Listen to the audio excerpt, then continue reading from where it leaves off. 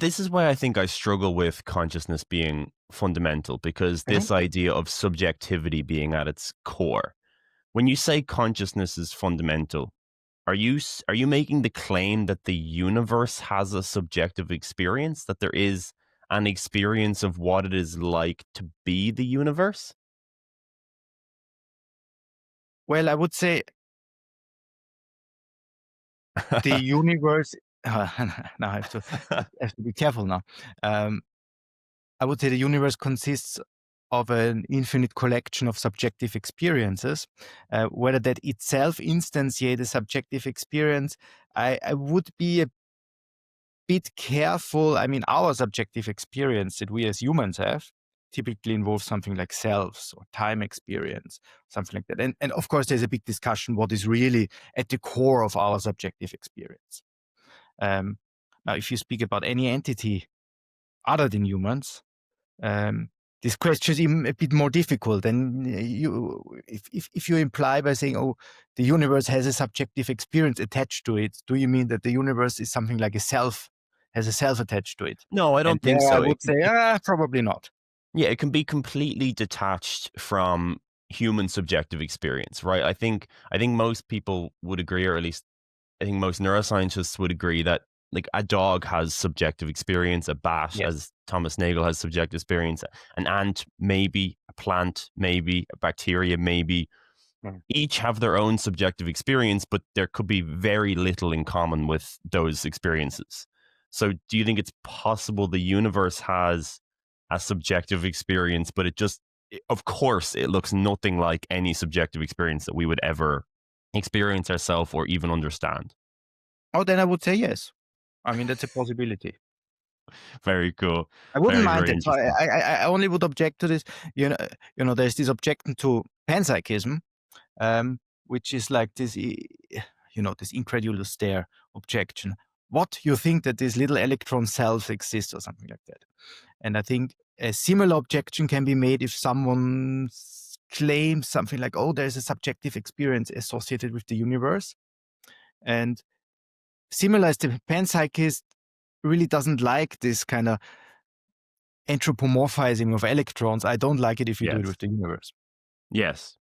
So, as you said, we talked a lot about the interface theory of perception, which I think is profoundly cool as an idea. And I'll get you to define it again. We're going to talk about it a little bit later. But I wanted to go into the conscious agent theory first. Can you define it in hopefully simple terms, and we can go from there? Well, conscious agent theory is basically um, an attempt to mathematically flesh out this idea of consciousness being fundamental. Um, in the sense that typically those people who are into conscious agent theory have this additional theoretical commitment, which Don Hoffman calls conscious realism, um, that the universe can be fully described by a network of conscious agents. A conscious agent is just a structure of having experiences and doing something with that, having actions on which are defined, which are caused or which are kind of steered by our experiences. And in conscious agent theory, you would assume that you write a network, you have a network of these things, and everything in the universe can be represented by these networks, or by interface representations or representations of these networks.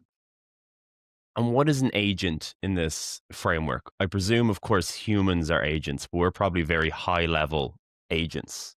Yes. What is like maybe the minimal agent So, in this sort of and framework? that's the core of the theory, actually. So there's this minimal structure which is called the conscious agent, and it's just a collection of perceptions, subjective experiences, and actions. And those actions are related to these experiences, and they're just represented as points or elements of a mathematical space, of a set with some structure. So anything capable of subjective experience and taking an action is a conscious agent, and interactions between those agents build up literally every single thing in the universe. Yes, that would be. I think that would be a fair characterization. Yes.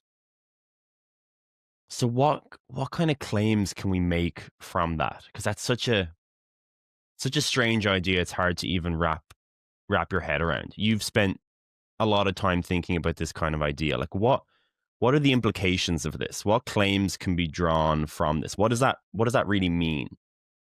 Well, I think one interesting question is w- whether we can, or I mean, that would be the hypothesis that we can, um, whether we can define any structure which we think would describe something like objective reality.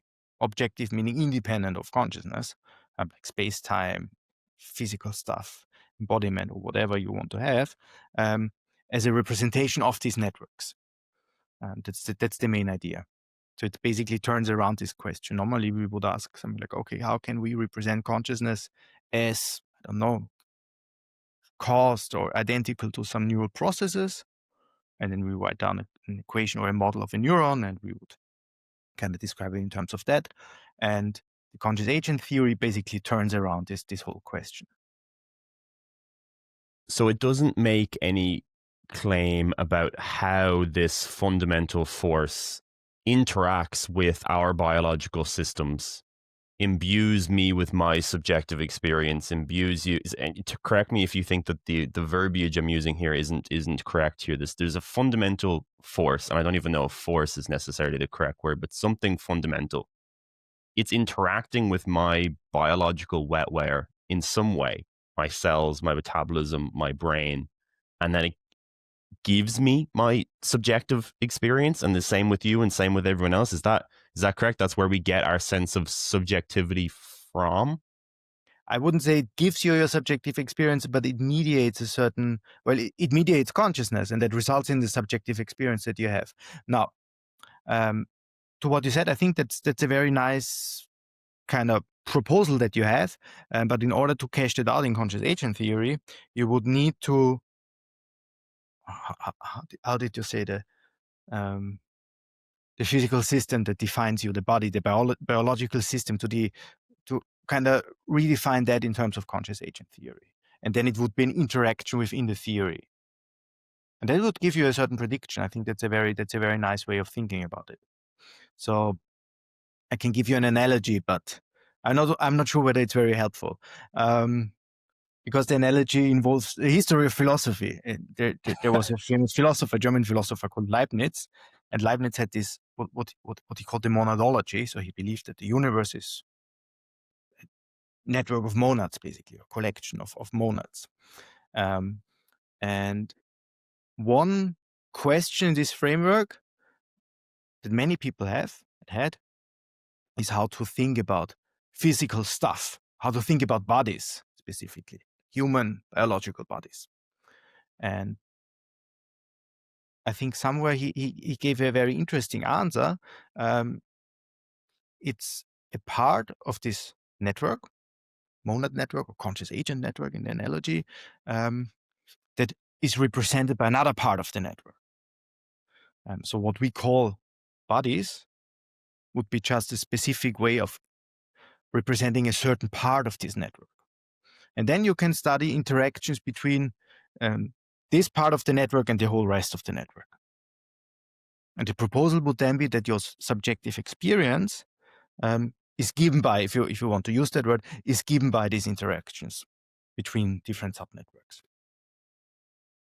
Is it worth drawing a distinction between people, consciousness researchers often talk about phenomenal consciousness and access consciousness?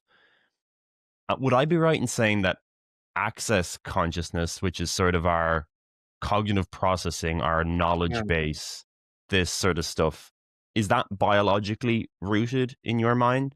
And then it's phenomenal consciousness, which is the sensation of seeing red, or the subjective experience of being Evan, of being Robert. That is the more fundamental consciousness stuff, and that isn't biologically rooted. Is that a fair distinction? Can you make that claim? A, yes and no. I think when you talk about access consciousness, there are slightly different ways to think about it. I think most people would actually think about access consciousness in terms of a functionalist or maybe even computationalist perspective. It's a sort of function or computation that the brain does, or that some Yeah. biological organisms does. So I would that would be a refinement, but which I would bring to that. But this idea that phenomenal consciousness is more related to the, let's say, or is related to what is more fundamental. I think that I would say that's a fair characterization. The Giant Shoulder mission is to explore radical ideas in biology, neuroscience, and consciousness, and elevate those stories to the highest possible level while keeping them accessible to everyone. If this interests you and you want to support independent science, then please consider subscribing to the Clips channel. Check out our 26 Neuroscience book. You can download it for free or get a beautiful physical copy, and check out these giant moments next. Thank you so much.